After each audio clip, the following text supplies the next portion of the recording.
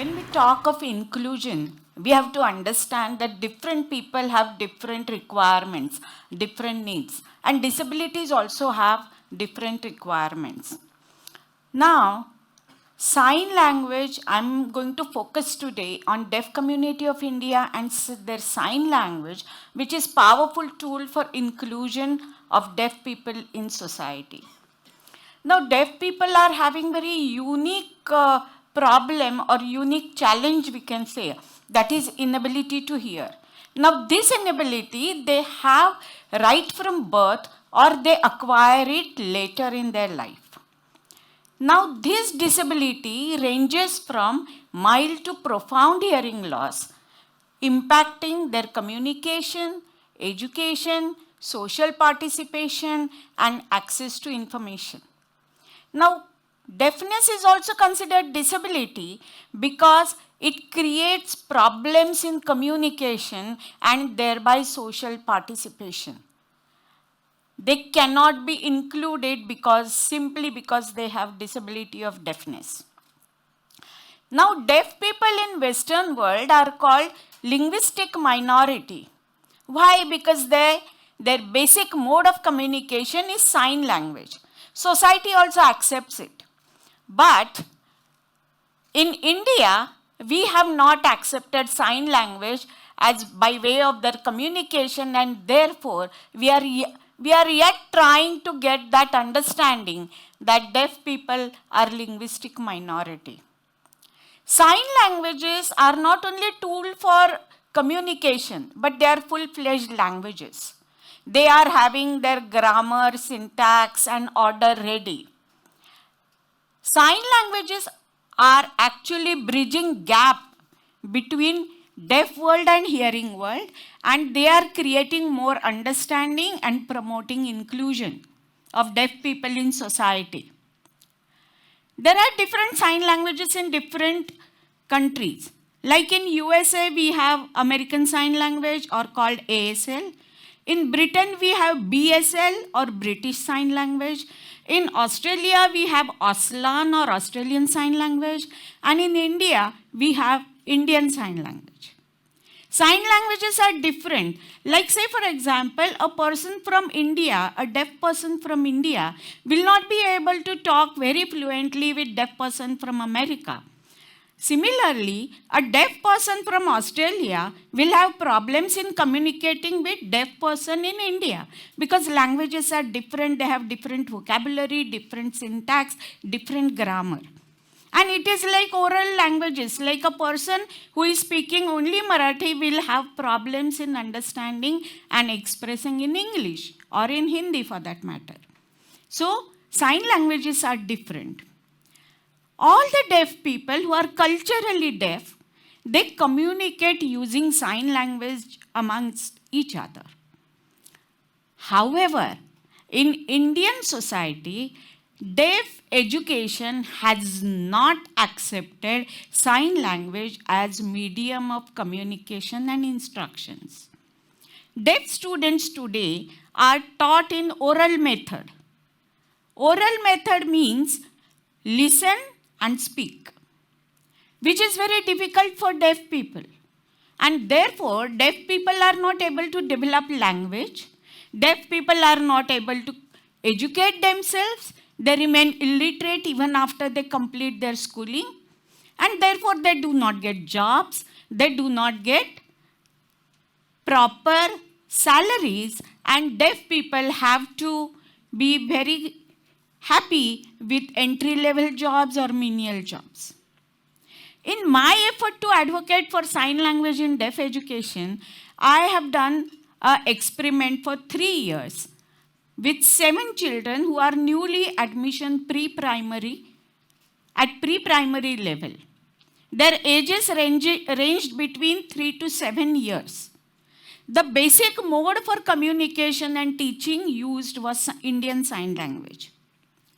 These people were taught sign language first, but it was also seen that they can raise questions, they can understand commands, they can speak out what they want to say, they can tell stories, they can create stories, and their communication is very good.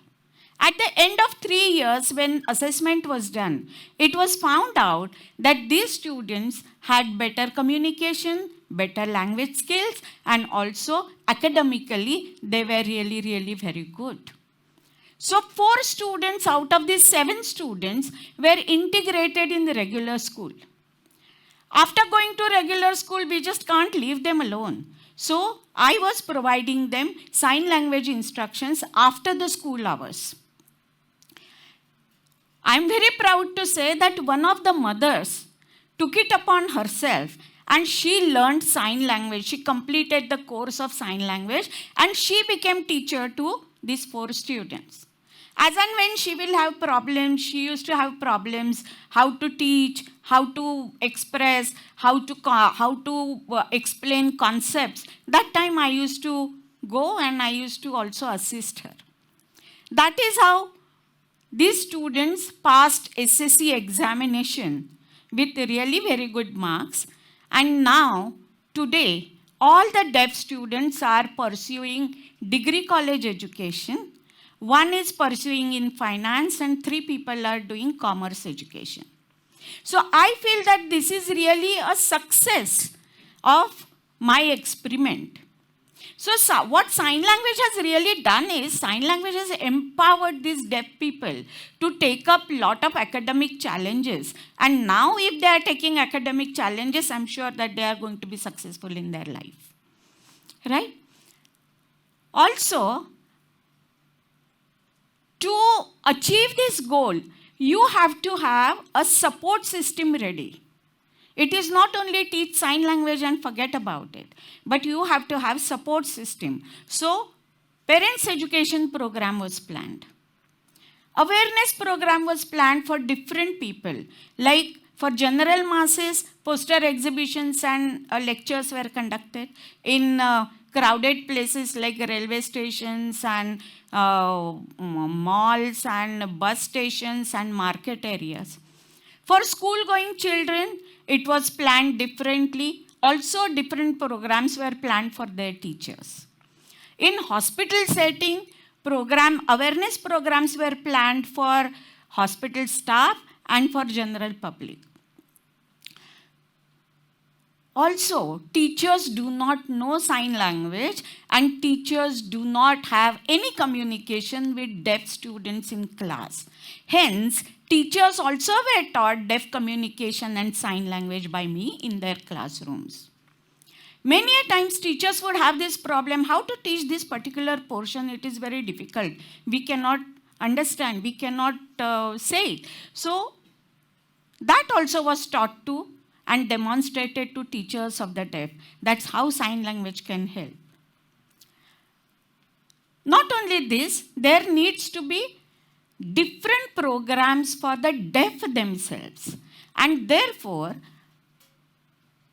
personality development programs, vocational guidance exhibitions were conducted for them. Also, different success stories from deaf world were identified. Those deaf people were called in school and they were asked to give lectures to our deaf children.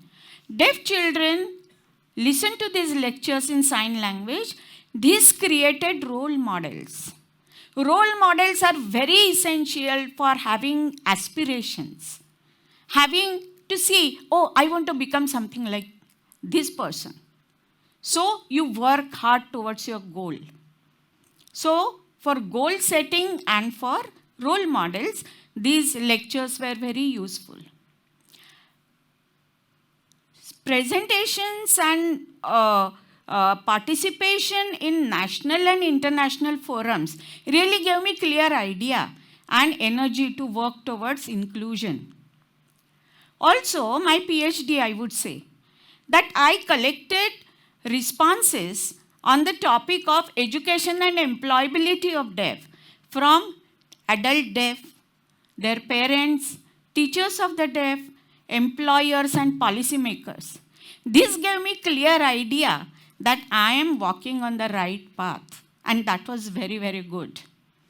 I also conducted interpretation services for deaf.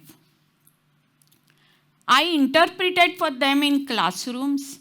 I interpreted for them in different educational settings. I interpreted for them in hospitals, with police, in police stations, and in court of law. These interpretations really were very, very necessary because these interpretations allowed deaf people to communicate and tell their stories. It was really very good. But this is what I have done. I think all the deaf people in India should have this kind of interpretation services. These interpretation services, if we want to make them available, we have to have policy for interpretation services. Deaf should get interpretation services in education settings, they should get in healthcare settings, and they should also get in court proceedings.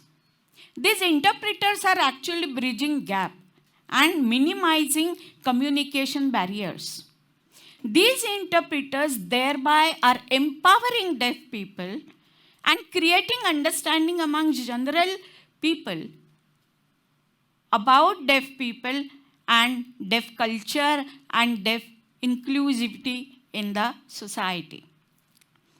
I feel today, and I think also today, that it is high time education system in India has to acknowledge Indian Sign Language as legitimate medium of communication in schools.